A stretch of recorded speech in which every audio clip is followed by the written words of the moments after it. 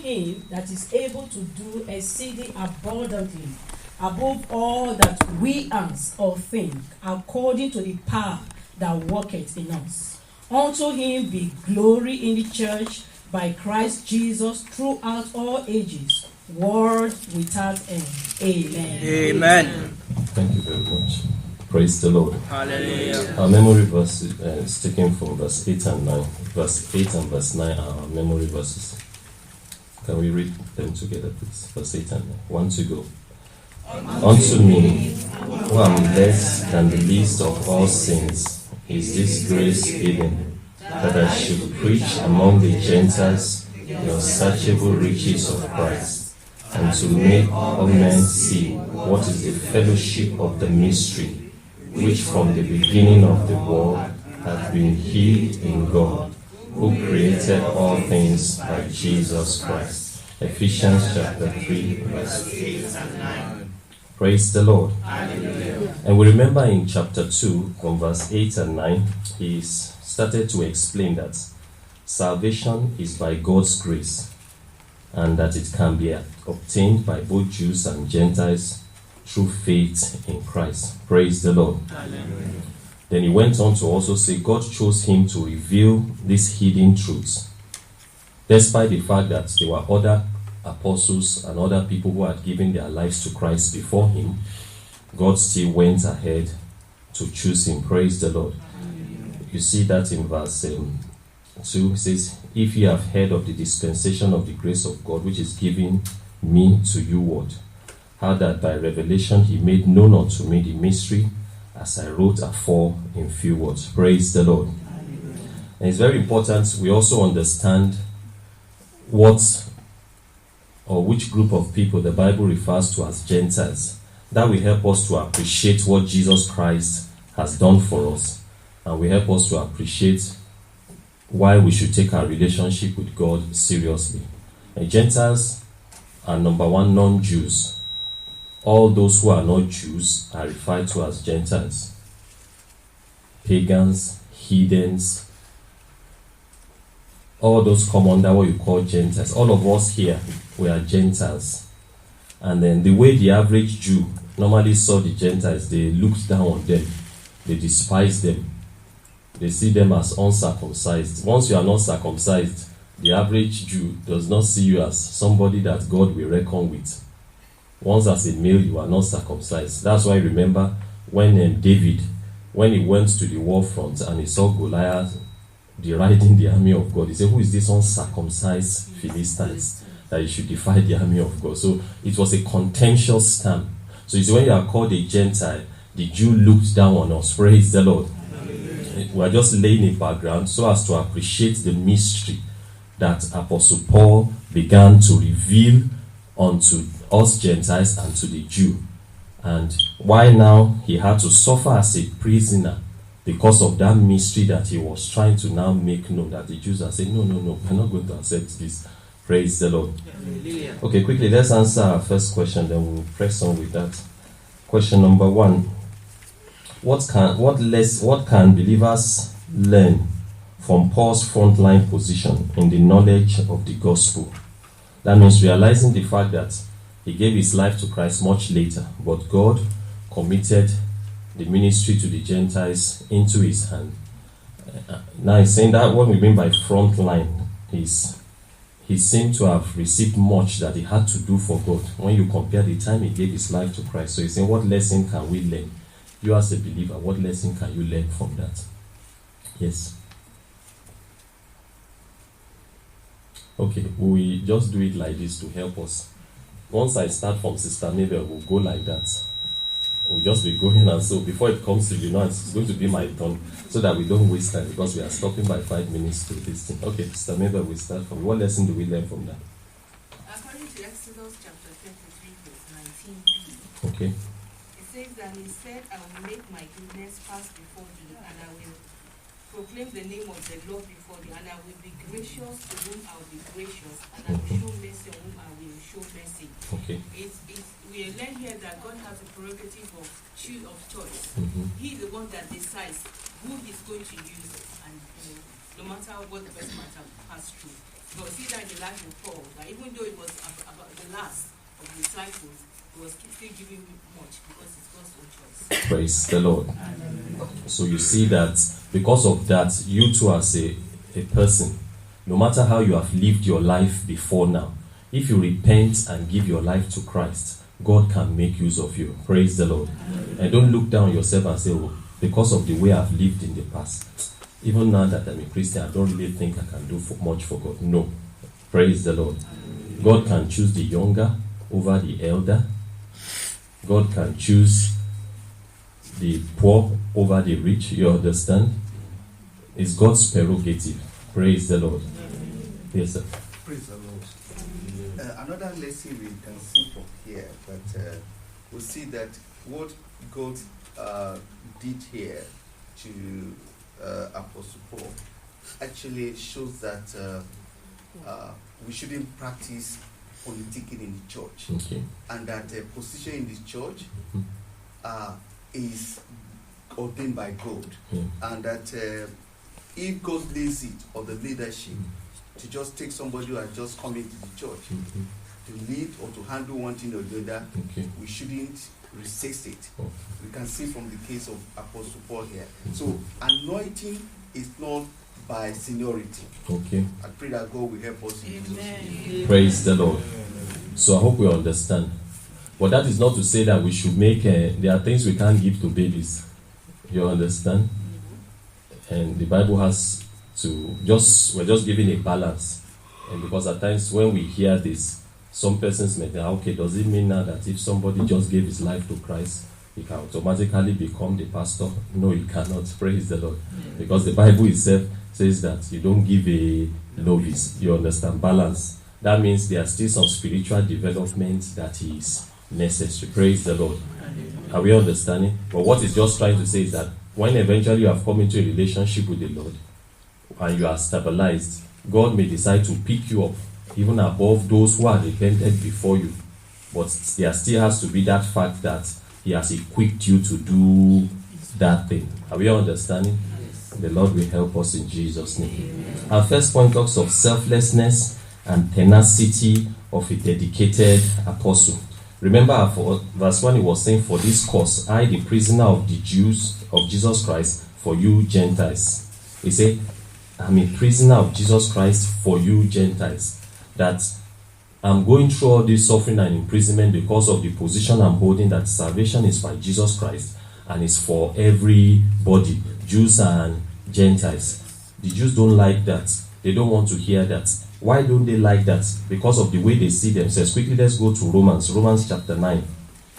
You see some of the things that describes how the Jews saw themselves.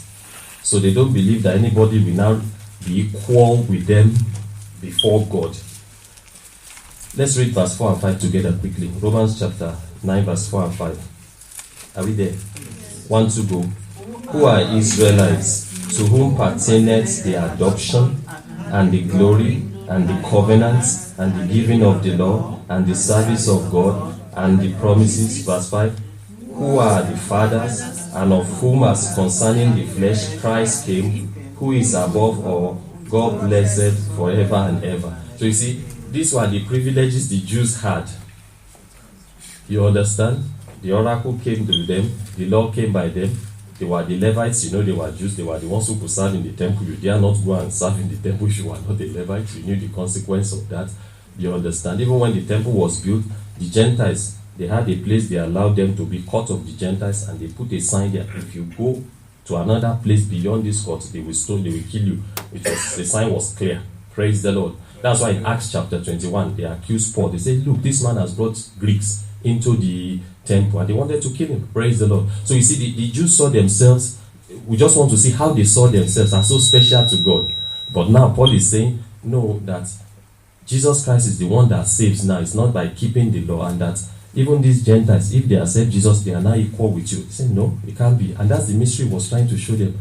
That no, wherever they are come, once they repent and forsake their sins, accept Jesus as Lord and Savior, God sees you as the same, and God sees you as one church. That's why it's a mystery of the church. It's not saying that the church is not just made up of Gentiles. The mystery is that as many as give their life to Christ, also make up the church. That was now the mystery he was trying to reveal, to make known to them. He says, for this cause, that's why I'm a prisoner. That's why they are making me pass through a lot of persecution. But you see, he saw himself as a prisoner of Christ. He knew it was because of Christ he was suffering, that not a prisoner of the Romans, not a prisoner of those in authority, that because of this stand I'm holding for Christ, that's why I'm passing through this suffering. That brings us to our second question. From Paul's example, what should be the attitude of Christian servants who are passing through persecution? What should be our attitude? And when you pass through, Sister Bosse, we'll come to you then, Sister Choma, you'll be next. We'll just be going like that, as I said. What should be, for instance, can you just give us an example of one time you passed through persecution? How did you respond to it? Let's just personalize it. Yes. When you passed through persecution, how did you respond to it? Let's handle that question with a personal experience. From my personal experience, when I was fine, when I gave my life to Christ, because I'm coming from another religion. Okay. When I gave my life to Christ, my parents disowned me. Okay. And then, it didn't affect me. I just had something just kept telling me, continue, go on. I wasn't even, conscious of whatever, the deprivation, Okay. humiliation. Okay. It didn't even, it didn't touch me. It didn't touch my soul. It didn't touch my spirit. I just kept on moving on. I had to go to church on Tuesday and throw my things across the fence, and I pretend as if I want to sweep the compound. And you go outside. And I come back, they beat me. Okay. In fact, I've been beaten 3 times a week, Tuesday, Friday, and Sundays. Okay. But yet I wasn't. Praise the Lord.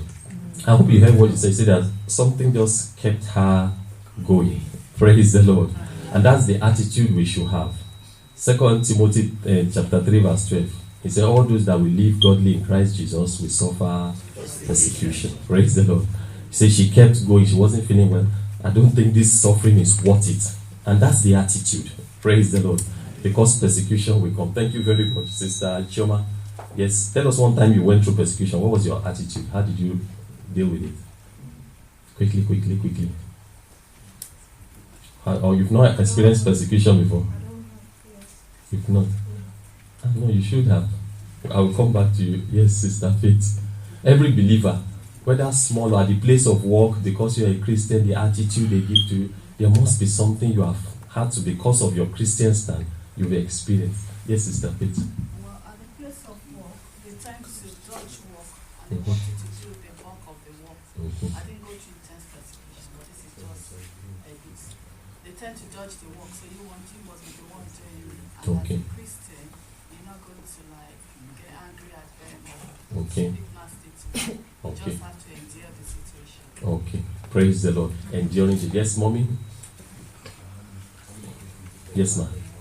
We are talking about, I want us to answer, but tell us one time we passed through persecution, what was our attitude to it? We just have to be quiet, because at such time you might misbehave or say something that will injure people. Okay. So you pray for them silently, Okay. especially when I had to go to my friend, Okay. instead of going to my children because they have their own church. Okay.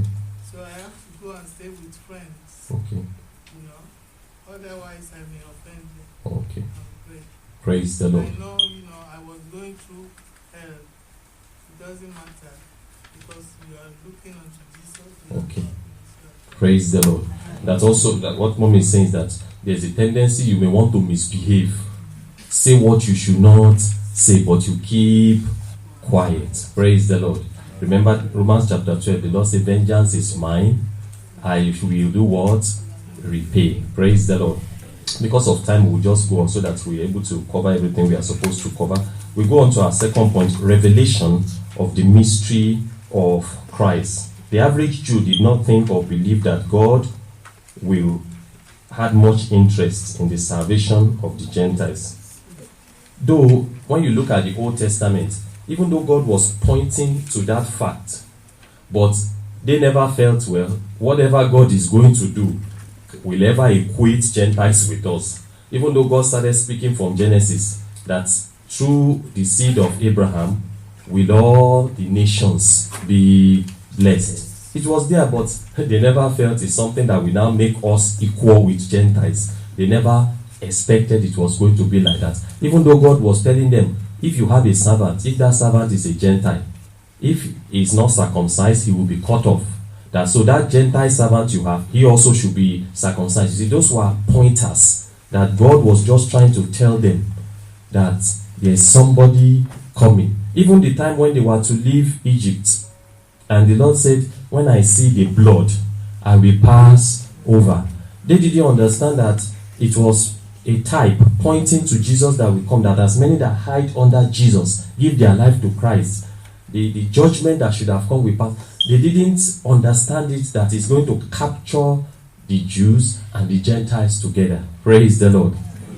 It was now that in the NT New Testament that it was now being made clear. Now that it was now becoming clear to them that, do you hear what this man is trying to say? That we and the Gentiles, the same way that we are relating with God is make. That's what it's time. We are not going to accept that. You see, that's why they resisted it so much. Praise the Lord. That's why even after Christ had died and resurrected, they said, no, you Gentiles, how can he bring Gentiles into the temple? But the middle wall of partition has been broken down. Say, no, we will not accept that. No wall has been broken, and that's why they wanted to kill him. Praise the Lord. Now, that brings us to our next question. In your own words, just look at verse 6 if you want to answer this question. Verse 6 of our text, Ephesians chapter 6, so that we don't take time. In your own words, explain the mystery of the church. Just look at that verse 6 and put it in your own words quickly. And whoever is answering now, before we move on. It says, explain the mystery of the church. Yes, Sister Juliet, are you the one? Verse 6. Quick.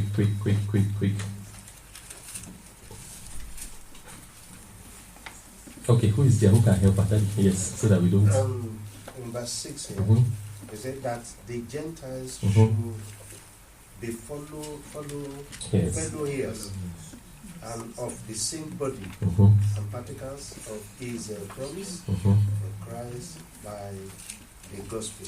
If we equally go down to 1 Corinthians chapter 15 and verse 1, because we are looking at the mystery. He said, moreover, brethren, I declare unto you the gospel which I preached unto you, which also ye have received, and wherein ye stand. Now this is a gospel that the mystery is, he was against the gospel. He was like a persecutor. He was against the Christian who are propagating the gospel. But now the mystery came in, the gospel he has rejected. Now he find himself there, and now he became a preacher. As they stand, he too now stand with them, and now they become fellow brethren in the kingdom. So that's the mystery. The mystery is that how on earth the thing he has rejected, now it became part of the thing that he loved, and then it became part of the Jew. Praise the Lord. So let's read that verse 6 together of our text. Verse 6 of our text together. 1 to go. That the Gentiles should be fellow heirs and of the same body, and partakers of his promise in Christ by the gospel. Praise the Lord. Say Gentiles, remember we are Gentiles. If you are not a Jew, you are a Gentile. Praise the Lord. That Gentiles should be fellow heir. You know, a heir is somebody that has rights to the inheritance of the Father. So he's saying that you Jews, it's not just you that are special. If you remember in Luke chapter 3, John the Baptist was telling the people there, what was he telling them to bring forth? Fruit of, and he was telling them, don't keep saying that you are seed of Abraham, that God is able to from these raise up. Still the same pointer. And these people you regard as stone, nothing. God is able to raise up children, bring forth fruit that shows that you have repented. Praise the Lord. Are we understanding? So when it says fellow heirs, that means the same rights you have to God as a Jew that is born again, these Gentiles too, they have the same rights. Praise the Lord. And it's very important you understand that. Amen. Amen. What is more important? What more privileged position can a human being have that you are a fellow here, that you are a heir of God? Praise the Lord. That means you have access. What do people have in this world that because of that you want to forsake that and say you are running after? Amen. And he said that is made possible when you repent from sin and you give your life to Christ Jesus. And you can do that today. Maybe you are here, you've not repented, giving your life to Christ. You are used to church, but you don't have a relationship with the Savior. You can do that now, and also you become a fellow here. Praise the Lord. Look at verse 6. Fellow here of the same body and partakers of his promise in Christ by the gospel. Praise the Lord. So you are not inferior. Amen. Whatever your color, you are not inferior.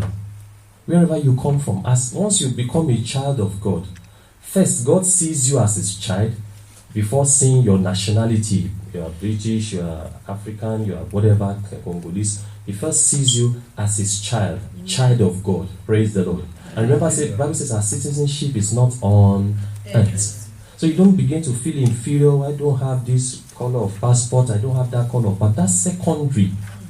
There is a color of passport you have that stands you out before God, that makes you unique, a citizen of heaven. Because the way you see yourself will determine the way you carry yourself and the things you succumb to. Praise the Lord. If you don't value yourself the way God values you, if you don't walk with the kind of the value, price God has put on you, if you don't carry yourself and live your life that way, that's when you yield to the wiles of the devil. Pray God will give us understanding in Jesus' name. Amen. Ministry of a commissioned minister. The apostle describes his ministries to the Gentiles and the special revelation he was given as a gift of grace. He says, especially when Paul remembers how he used to persecute the church, the kind of life he lived before, and then now that God found him faithful and enabled him and committed this ministry into his hand, it was something that he appreciated very much. And you could see the way he carried out the ministry committed into his hand. He was very dedicated, very committed. He said, woe is me if I preach not the gospel. That brings us to our next question. What responsibility does knowledge of the mystery of Christ bring upon us believers? Look at verse 8. Let's look at verse 8. Now that we understand the mystery now, what Jesus Christ, the death and resurrection of Jesus Christ has achieved for us as we repent and give our lives to Christ, that we are fellow heirs, and also we have access to the promise. Now that we know that, it says that knowledge comes with a duty. It's not asking us, what responsibility does knowledge of the mystery of Christ bring upon believers today? Now look at that verse 8. Who is answering for us? Verse Brother Prince. I'm taking us to. Can you just read verse 8 first before you take us to anywhere? Read that verse 8. We just want to see what's the responsibility. That now that I understand this, what responsibility does that knowledge bring upon me as a believer? What should it make me to be doing? Yes, read verse 8 for us. Verse 8 says, unto me, who am less than the least of all saints, is this grace given, that I should preach among the Gentiles the unsearchable riches of Christ. Okay. Yeah, but I'm still taking us to no problem. the book of Mark. What is the responsibility we see there? Yeah, the responsibility we see there is we need to go out To preach the gospel. Okay, add what you wanted to add to it. Yeah, you wanted to it's still in line with the same. Praise the Lord. And just to save time, now we need to preach the gospel. I don't know if has somebody seen you before and they are surprised and say, so you are the one preaching like this? Because they knew how you used to be. Say, I remember how we were in campus in those days, how we used to rock those parties. You are the one preaching like this now? Because they are saying that something has happened to you. Praise the Lord. Are we understanding? Yes. So the way you have lived your life before should not. Some of people will see you and even seeing you will convict them. They know, this person, I know how he used to be before. If this person can change, I can change too. Amen. Praise the Lord. Amen. So are we understanding that whatever way we have been, it's not a hindrance to God using us now if we repent. Amen. Amen. Rather, it's a testimony to the grace of God, how God can change. If some people here begin to tell you the kind of life they lived before, you will open your mouth and say, you mean you lived like this before? if they tell you some of the things they have done before. But that is to tell you that the power that raised Jesus from the dead can also change you if you repent from a life of sin and give your life to Christ. Praise the Lord. Hallelujah. If you continue in sin, it's not because the power that raised Jesus Christ from the dead, it's not because that power cannot change you. It's because you have chosen not to allow it to change you. You wanted to say something? You wanted to say something? Oh, yes, sir. Okay. Okay, sir. Praise the Lord, sir. I just want to say that we as a church as well, Yes. we have to be very careful. Okay. This message is Mm-hmm. for us. Okay. Because we are hearing it in the church. Yes. How do we see other people outside? Okay. I know sometimes Mhm. their lifestyle, Mhm. we should not like, Mhm. because we are like the Jew, Okay. and then we might see them as, oh, they are the Gentile. Okay. We can't have too much to do with them. Okay. So I think this message might also be going in that direction that Okay. we have to. Application. Okay. In essence, what our brother is trying to say is that understanding our privileged position, it shouldn't make us look down on sinners, but it should make us see that, okay, we have a responsibility to reach out to them the way God reached out to us. Do we understand? Yes. Praise the Lord. Let's finish up by looking at intercession for impact of the renewed, revealed ministry on believers. You see from verse 14, it says, "For this cause I bow my knees unto the Father of our Lord Jesus Christ, of whom the whole family in heaven and on earth is named, that he will grant you, according to the riches of his glory, to be strengthened with might by the Spirit in the inner man, that Christ may dwell in your hearts by faith, and ye being rooted and grounded in love, may be able to comprehend with all saints what is the breadth and length and depth and height, and to know the love of Christ, which passeth knowledge, that ye may be filled with all the fullness of God." Praise the Lord. Now you see, now he was praying this for them. Now they are saved, but he knew the background they were coming from, that Christ needs to dwell. I'm praying that Christ will dwell in your hearts by faith. Praise the Lord. Because there are things that will be coming up that we want to challenge your relationship with Jesus Christ, cut you off, draw you away from that relationship. I pray that Christ will dwell in your heart by faith. I pray that you will know the extent, the scope of the love of Christ, which even passes knowledge. Because he knows that it is that understanding that will keep them in the faith. Because he knew they will pass through persecution, they will pass through challenges. He knew that the Jews will look down upon them. He knew they were going to go. So that's why he was praying this prayer for them, to keep them going. Praise the Lord. And now we need to pray this prayer for ourselves also. Amen. Amen. You see, the days we are, the last days, there is a lot of pressure Satan is putting on Christians. If there's anything we need to be doing for one another, praying for one another, counseling one another. You see your brother or sister going astray, call them, talk to them. Don't just ignore it. You know, as you give somebody who has need of money, when you also have to rebuke somebody, you also rebuke him. When you also have to pray for him, you also have to. Everything must be going together. Praise the Lord. Prayer is very essential in these last days to help us to be ready for the coming of the Lord. Let's finish with Matthew 25. I want us to read 3 verses there just to capture it for us. Matthew 25. Let's read verse 5 to verse 7 together. Because you notice Apostle Paul had this attitude of praying for the saints, praying for the brethren. As he was teaching, he also took praying for them serious. Why? Look at verse 5. Let's read verse 5 to 7 and we finish with that. Verse 5 to 7. Are we there? Yes, sir. Because there's a lesson, as question 5 tells us, what do we learn from the Apostle Paul's prayer from the Ephesian church? There's a reason he was praying. Praise the Lord. Hallelujah. He wasn't just teaching them and he left them. You understand? His teaching is like when you eat. Prayer is like when you take water to push it down. Praise the Lord. It's prayers that makes that word to make sense. Amen. It's prayers that gives grace to live by what we are hearing. And that's why we must take our prayer life, your quiet time, take it seriously.